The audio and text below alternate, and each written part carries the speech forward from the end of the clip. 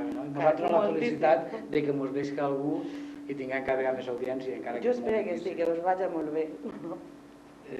Bé, Concha Rovira va estar una legislatura a l'Ajuntament de Carcaixent.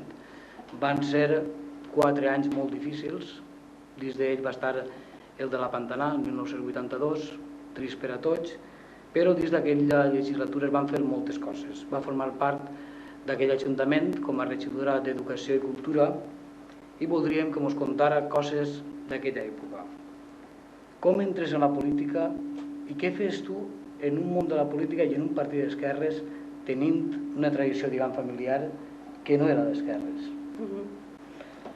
La primera cosa que he de dir és que efectivament jo tinc una tradició familiar que no és d'esquerres, però que jo he de trencar una llança en favor de l'educació que he rebut dels meus pares. Ha sigut una educació en la tolerància.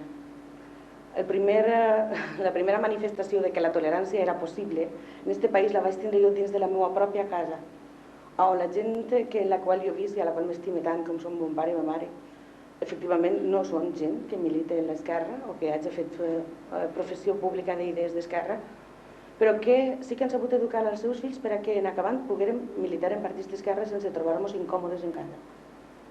En aquest cas jo me considero una privilegiada, perquè no he tingut cap problema familiar per a poder triar el meu propi camí. A molta gent li xocava molt, no? Jo sé que mon pare i ma mare hauran donat més d'una explicació en aquesta vida, alguna bona ànima que haurà anat a condoldre's de que els ha llegit una filla tan diferent.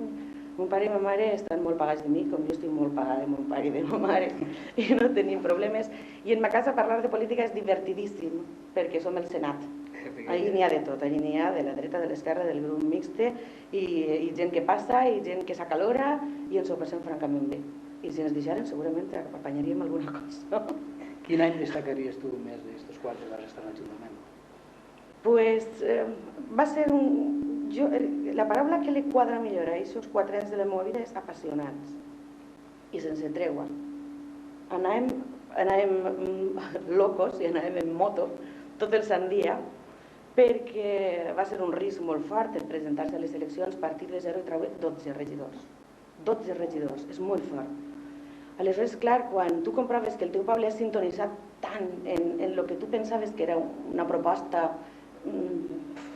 honesta i decent, però inviable encara, i que molta gent no l'entendria, i que la gent majoritàriament es posa darrere teu i diga sí, abans, per ahir, és una experiència fantàstica. I efectivament, aquests 4 anys, jo els recordo com 4 anys de treball exhaustiu, en un alcalde intel·ligent, en uns regidors participatius i en un poble molt receptiu. O sigui que si hi ha que penjar alguna medalla d'aquests 4 anys, com es va evolucionar políticament en Carcaixent, jo crec que ens l'hem de penjar tots. Perquè les persones de la dreta, com les persones de l'esquerra, com les persones que encara no tenien una opció política, van ser molt, molt respectuoses les unes amb les altres. I això va permetre que allí funcionaren una sèrie d'idees que han anat donant els seus fruits endavant. Tant de fruits van donar que en la legislatura següent els 12 regidors del PSOE se'n convertiren en 16. És a dir, la gent sí creia en que allò era viable i es podia fer. Jo sempre he de dir que quan jo me plantejo entrar en la política, no m'ho plantejo jo crec que és fruit d'una reflexió que em fa un bon amic, un excel·lent amic, que sabia de la meva insatisfacció davant de determinades realitats. És molt difícil ser dona en aquesta societat, és dur. És molt difícil exercir-te valenciana en aquesta societat, és ben dur. I ser una persona d'esquerres és una exigència per a poder tirar endavant i canviar aquesta realitat que no t'agrada. Aleshores, els partits són els teus instruments. Quan a tu no t'agrada una cosa, l'últim que has de fer és quedar-te a casa gemegant i queixant-te. Has de moure't, has de trobar a la gent que és com tu i planejar coses en comú i fer-les. I en aquest moment jo trobo el PSOE. I el PSOE és un partit que es converteix en un instrument molt vàlid per a mi. Jo sempre tindré un gran respecte per la militància socialista, per la base de votants del PSOE, i una gran estima per aquell partit que em va posar les primeres eines al meu abast i que va confiar en mi, i em va confiar una tenència d'alcaldia i una àrea com era la d'Educació i Cultura, i que vaig fer molt gustosament. Suposa que amb més bona voluntat que destresa, però de qualsevol manera la meva valoració personal va ser positiva. Recorde com a extraordinaris dos moments.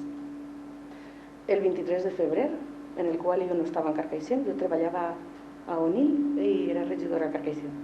Recorde la conversa que vaig mantenir amb l'alcalde, amb Vicent Pla, en el qual em va recomanar tranquil·litat i calma, i jo el vaig trobar absolutament serè i vaig pensar que la situació estava controlada. Després vaig caure en el compte de que, clar, Vicent estava tranquil·litzant-me, no? Jo recorde aquell dia. I recorde també la pantanada. Jo crec que és una fita que se'ns ha quedat a tots en el cap, a totes les persones que la van viure d'alguna o d'una altra manera. Jo la vaig veure des d'un lloc que me permetia veure molt, no solament la situació personal, que és com l'hem viscut a molta gent, d'angoixa i de desesperança. Jo l'he viscuda des d'un lloc privilegiat perquè he pogut contactar amb moltíssima gent i veure fins a quin punt es pot patir i fins a quin punt les persones són capaços de remuntar qualsevol entrebanc i eixir-se'n victorioses i alçar el seu poble.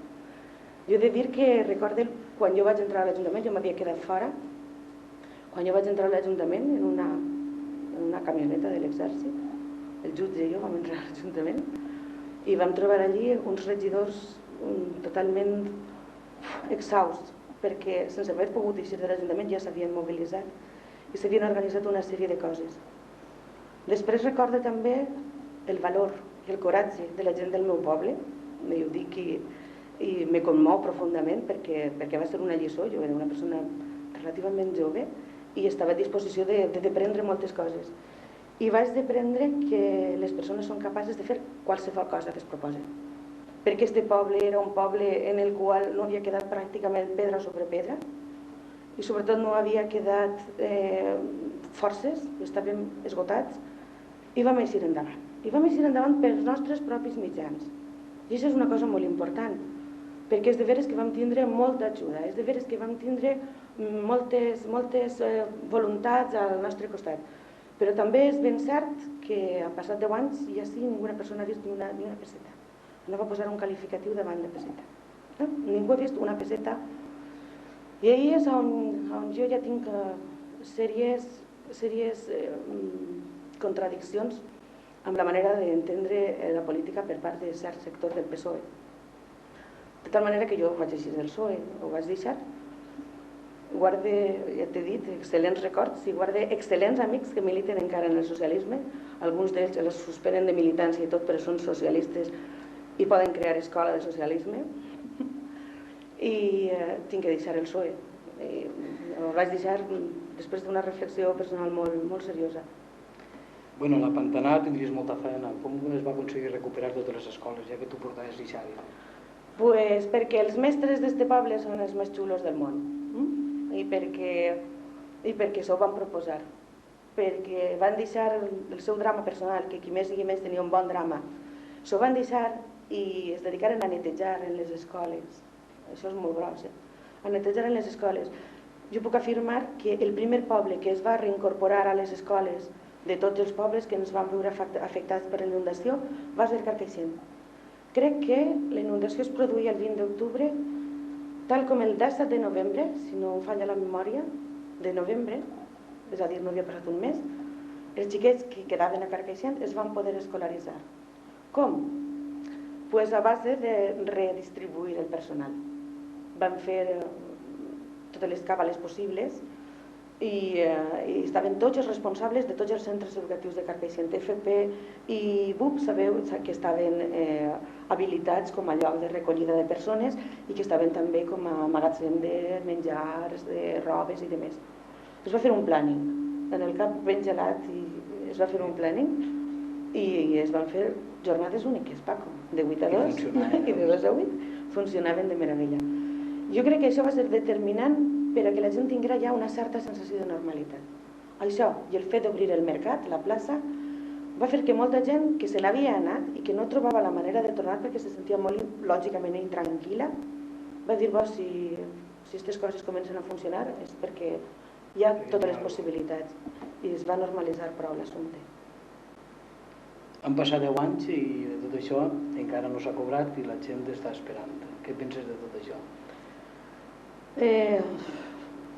només n'hi ha una paraula i és estan abusant de la nostra paciència. Possiblement en un altre grup o en una altra societat que no fora la valenciana, aquestes coses ja fa temps que s'haurien aclarit, possiblement d'una manera molt poc amistosa. Però nosaltres som gent molt amigable i som gent molt comprensiva i els que estan manant ho saben i se n'aprofiten. Se n'aprofiten de que no som una gent que va germar un escàndol. De totes les maneres, no és solament això, n'hi ha una sèrie de coses que quan tu no es planteja el ser valencià, el ser un contribuent, que tu contribuïssis a l'erari públic del teu estat en el qual vius, i veus que això de frenar noves glòries a Espanya moltes voltes és el que jo dic un amor no correspondido, perquè d'ací sí que n'hi ha una solidaritat, sí que n'hi ha una disponibilitat, sí que n'hi ha un respecte, però no torna, va cap allà i no torna. El que no hàgim vist encara una peseta de les indemnitzacions de les inundacions pot ser un exponent, però és que n'hi ha una fila llarguíssima, no? Podríem començar per Sagunt, el que va passar en la planta metal·lúrgica, podíem continuar per tota la història de les comunicacions, de si era autovia, de si no era autovia, de si era el tren d'alta velocitat o no ho era. Podem passar per tot el rotllo de l'aigua que està passant, si l'aigua és per a la Manxa o és per als valencians. Podíem passar moltíssimes coses. I clar, uno arriba a plantejar-se que efectivament el que hi ha que fer és apuntar-se als partits que pensen i parlen en valencià i no als partits que tenen els seus punts de mira molt més lluny del País Valencià.